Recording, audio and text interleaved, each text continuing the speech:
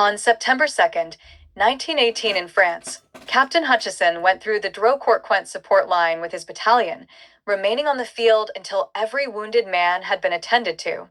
He dressed the wounds of a seriously hurt officer under terrific machine gun and shell fire, and with the help of prisoners and his own men, succeeded in evacuating the officer to safety.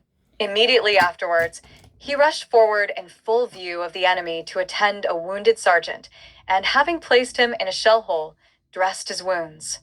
The citation reads, His Majesty the King has been graciously pleased to approve of the award of the Victoria Cross to Captain Bellenden Seymour Hutchinson, Canet Med. Corps at 75th BN, 1st Central Ontario R.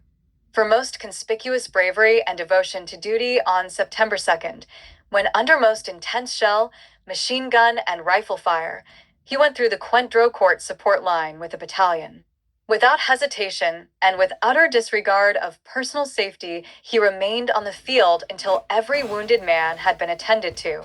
He dressed the wounds of a seriously wounded officer under terrific machine gun and shell fire, and, with the assistance of prisoners and of his own men, succeeded in evacuating him to safety, despite the fact that the bearer party suffered heavy casualties.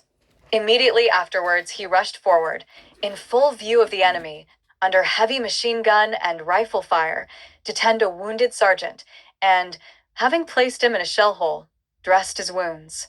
Captain Hutchinson performed many similar gallant acts, and, by his coolness and devotion to duty, many lives were saved.